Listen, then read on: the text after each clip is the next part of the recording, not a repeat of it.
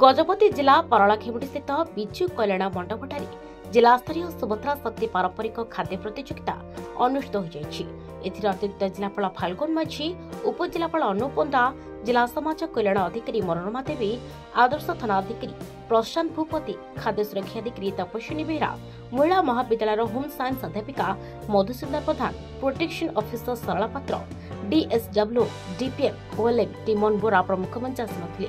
प्रथम अतिथि मानक स्वागत करी पुष्पगुच्छ और उपढौकन दे स्वागत करा। कार्यक्रम में जोग देथिबा अतिथि माने महिला स्वयं सहायक गोष्ठीर मां मानकु उत्साहित करथिले। जो गजपति जिला सदर महकुमा पालाखिंडी स्थित विजु कल्याण मंडपठारे विजु कल्याण मंडपठारे जिला स्तरीय सुभद्रा शक्ति पारंपरिक खाद्य प्रतियोगिता कार्यक्रम अनुष्ठित होछि। कौन रही स्थिति चलतु देखा यही रिपोर्ट।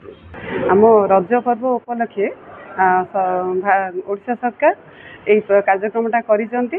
माँ माने केमती पारंपरिक खाद्य उपर दृष्टि देवे एवं सफा सुतरा भाव करेंगे एवं आमर जो लुचि जाइए बहुत गुड़ाक परंपरा बहुत गुड़ा पिठा से पिठापणा उपर से नजर रखिए एवं केमती से तो माँ मैंने तो सब घरे तैयारी करुले किंतु को उपाय कले पुष्टियुक्त खाद्य खाई पारे केमती सजेकी रखिए तार गोटे माने मान निर्धारण बोली सरकार यहाँ गोटे प्रयास करिसेंती जो थे कि आमर माँ मैंने जो मैंने आज पार्टिसिपेट करुँच सब ब्लॉक लेवल रे से ही प्रतियोगिता माध्यम प्रथम होगी आसछंती एवं एठे मध्य प्रतियोगिता हम 7टा ब्लॉक रु जो मैंने आमर जो जज मैंने अच्छा विभिन्न पर्यायर से देखिए जे कौ टाइप से करुँच केमिति हाइजेनिक मेंटेन करुँच पारंपरिक जिनस सब व्यवहार करुँच ना बर्तमान जो सस फस एगुड़ा जिन व्यवहार करुँच तेणु सेटा उपरे आम सब जज मैंने जो मान बछा जाइए से नजर रखिए। प्रत्येक ब्लॉक रे गोटे